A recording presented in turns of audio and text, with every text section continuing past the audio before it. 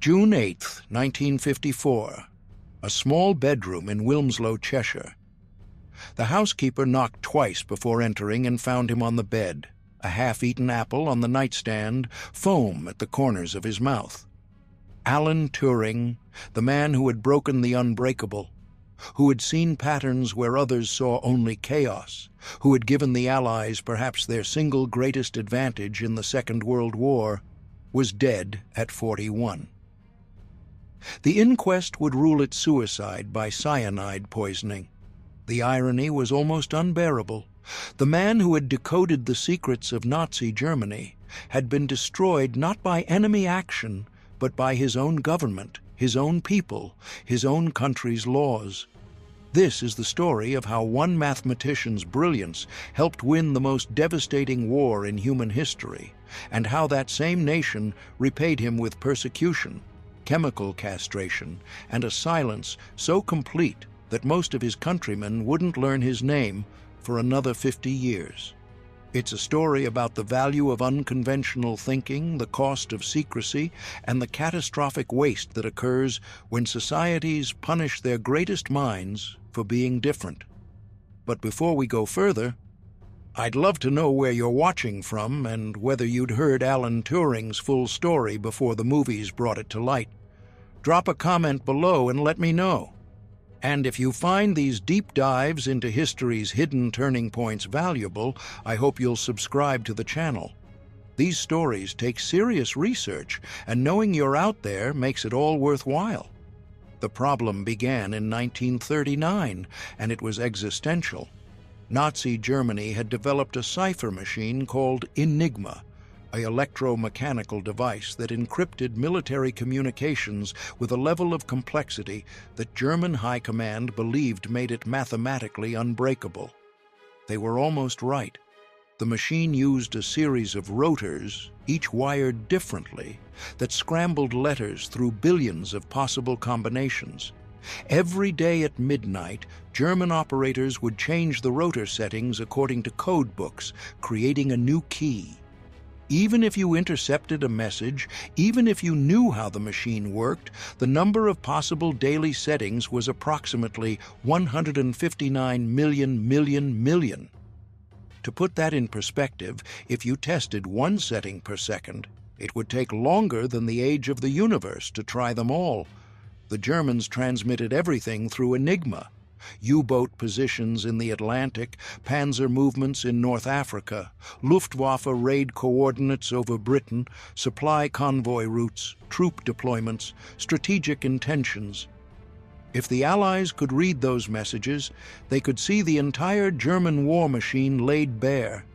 If they couldn't, they were fighting blind against an enemy who coordinated with near-perfect security. Britain's government code and cipher school, relocated to a Victorian estate called Bletchley Park in Buckinghamshire, had assembled some of the finest minds in the country: mathematicians, linguists, chess, champions, crossword experts. They had captured Enigma machines. They understood the mechanism, but understanding how a lock works doesn't give you the key, and the sheer scale of the mathematical problem was paralyzing. Traditional code breaking relied on frequency analysis, pattern recognition, linguistic intuition. Enigma rendered all of that useless. The machine never encrypted a letter as itself.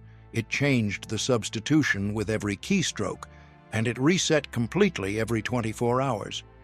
British intelligence estimated that even with hundreds of analysts working around the clock, they might decrypt a handful of messages weeks after they were sent, by which time the information would be operationally worthless. Ships were being sunk, cities were being bombed, armies were maneuvering in darkness, and the Allies had no idea where the next blow would fall. Then Alan Turing arrived. He was 27 years old, a Cambridge mathematician with no formal training in cryptography, no military experience, and a mind that worked in ways his colleagues found both brilliant and baffling. He didn't think like a linguist trying to decode language. He thought like a mathematician trying to solve a logic problem.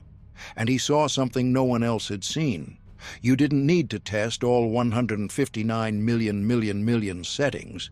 You needed to exploit the machine's weaknesses. Enigma had flaws, subtle but fatal, built into its design. First, it never encrypted a letter as itself. If you pressed A, the output could be any letter except A. Second, the Germans followed predictable patterns in their messages. Weather reports from U-boats often began with the word Wetter. Luftwaffe communications frequently included Oberkommando der Wehrmacht. Supply officers signed off with standard phrases. These weren't just linguistic habits. They were mathematical constraints. They were cribs, known plaintext fragments that could be used to test settings. If you knew a message contained wetter somewhere, you could eliminate millions of settings that would produce an A in a position where the plaintext had an A. You could narrow the search space from impossible to merely astronomical. But even with cribs, the problem was still too large for human analysts. Turing's insight was that you didn't need humans to do this work. You needed a machine. Not a mechanical calculator, but something fundamentally new. A logical engine that could test hypotheses, reject contradictions, and iterate through possibilities at inhuman speed. He called it the bomb, named after an earlier Polish code-breaking device.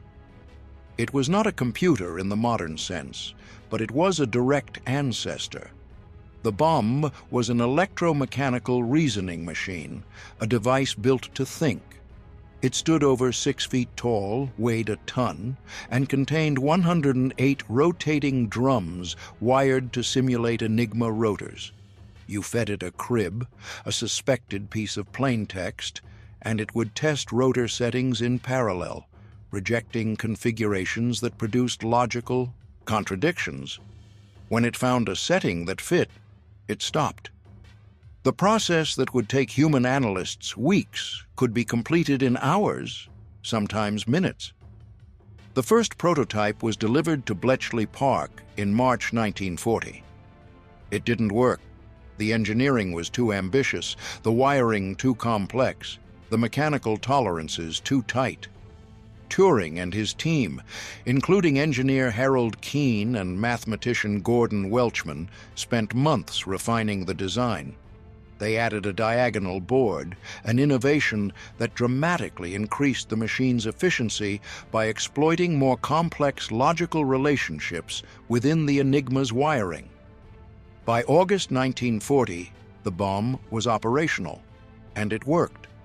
The first decrypt came through on a German Luftwaffe key, then another, then another.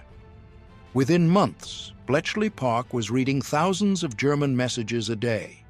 U-boat positions in the Atlantic, Rommel's supply lines in North Africa, Wehrmacht troop movements on the Eastern Front. The Allies could see the entire German order of battle in near real time. Historians estimate that Enigma decryption shortened the war in Europe by at least 2 years and saved millions of lives. General Dwight Eisenhower called it decisive to Allied victory. Winston Churchill said the codebreakers were his geese that laid the golden eggs and never cackled. But Turing didn't stop with Enigma. In 1942, German Naval Command introduced a new, more complex cipher machine for U-boat communications, the Lorenz cipher, used for high-level strategic traffic between Hitler and his generals. It was exponentially more sophisticated than Enigma, using 12 rotors instead of 3 and producing patterns that seemed entirely random. The British called the intercepts fish. Breaking them seemed impossible. Turing, working with mathematician Max Newman and engineer Tommy Flowers, designed a machine to attack Lorenz using statistical analysis and electronic switching. The result was Colossus, the world's first programmable digital electronic computer. It used 2,400 vacuum tubes, processed data at 5,000 characters per second, and could be reconfigured for different logical tasks by changing plugboard settings and switches. Colossus became operational in January 1944, just months before D-Day. It read Hitler's direct communications to his field marshals. The Allies knew German defensive positions along the Normandy coast. They knew Hitler believed the invasion would come at Calais. They knew the locations of panzer reserves, the strength of coastal fortifications, the state of German morale and supply. The intelligence from Colossus was so sensitive that Churchill restricted its distribution to fewer than a dozen people.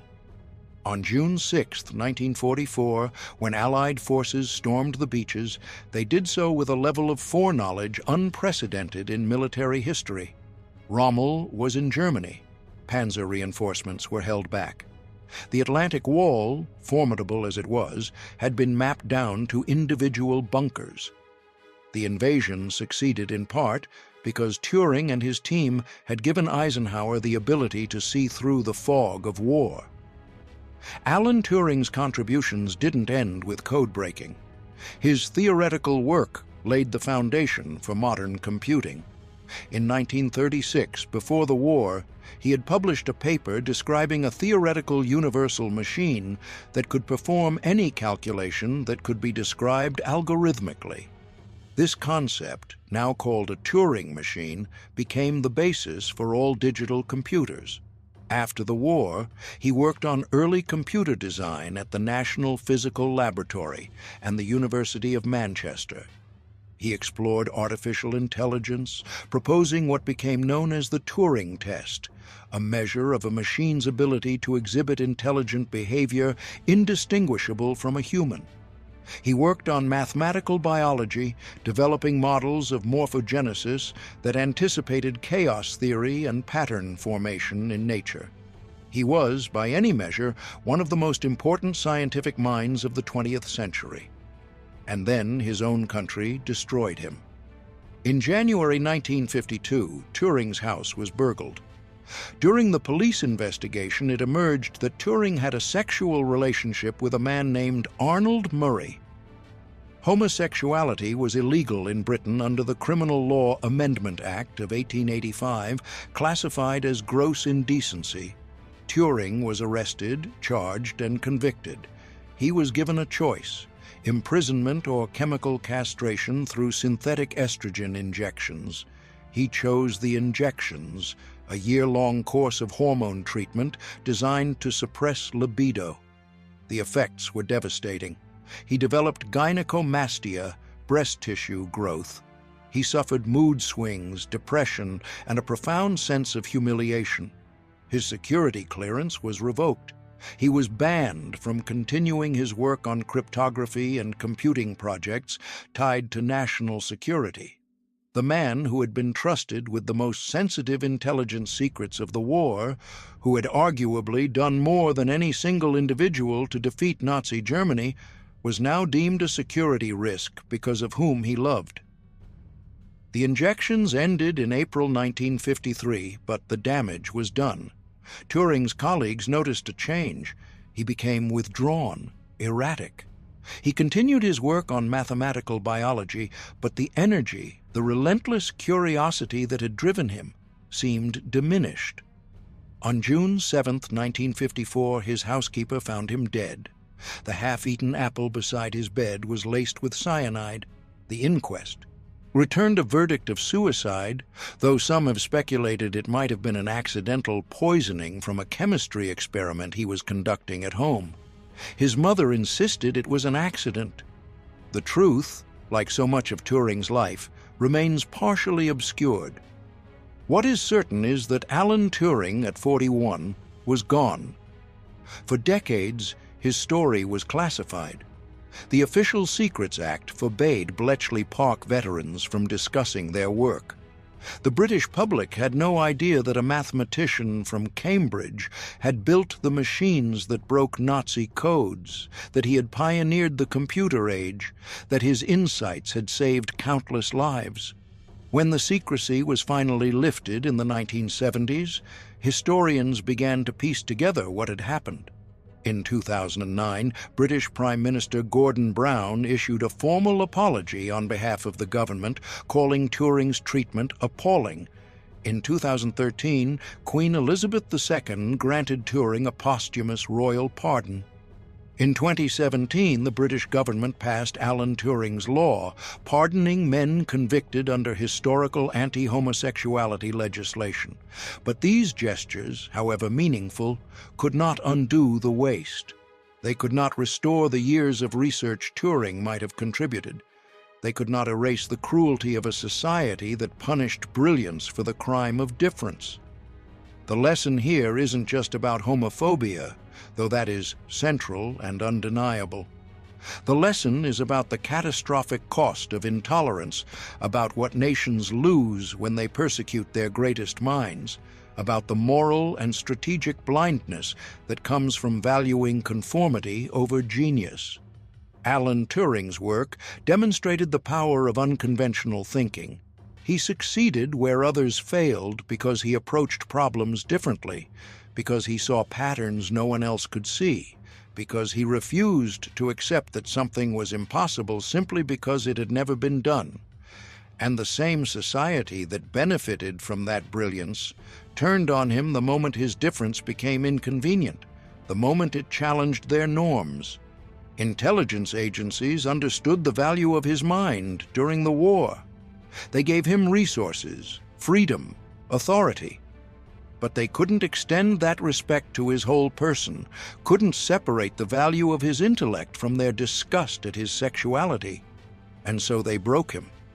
The story echoes through history, far beyond Turing, far beyond Britain. Societies that punish difference, that enforce rigid conformity, that treat deviation as threat rather than potential, do not just commit moral failures, they commit strategic ones. They waste their most valuable resources, the minds capable of seeing what others cannot, of solving problems others have declared unsolvable, of building futures others cannot imagine. Turing's bombe and Colossus were not the products of conventional thinking. They were the products of a mind willing to question assumptions, to build tools that didn't yet exist, to pursue solutions that seemed absurd until they worked. That kind of thinking is rare, it is precious, and it is fragile. It does not flourish under persecution. It does not survive humiliation and chemical castration and the revocation of purpose. Today, Alan Turing is remembered. His face appeared on the British £50 note in 2021. Bletchley Park is a museum. Films and books have told his story to millions. But recognition is not restitution. The years he might have lived, the discoveries he might have made, the students he might have mentored, the problems he might have solved, those are gone. We cannot know what the world lost when Turing died in 1954, but we can know this: it was more than one man. It was the future he would have built, the ideas he would have sparked, the cascade of innovation that flows from a mind like his when it is allowed to work, to think, to live freely. The codebreaker who saw through Nazi Germany's most sophisticated defenses could not see a way through his own country's cruelty. And that is the tragedy. Not that he broke Enigma, but that Britain broke him. Not that he built machines to think, but that his own people could not think past their prejudice. Not that he gave his nation victory, but that his nation could not give him dignity. In the final analysis, Alan Turing's story is a reminder that the battles we fight are not only against external enemies, they are against our own failures of imagination, our own refusals to see value in difference, our own willingness to destroy what we do not understand. And in war, as in peace, that kind of blindness is unforgivable. Because sometimes the person you need most is the one who thinks differently. And if you cannot protect them, if you cannot honor them, if you cannot let them live freely, then you do not deserve the victory they give you.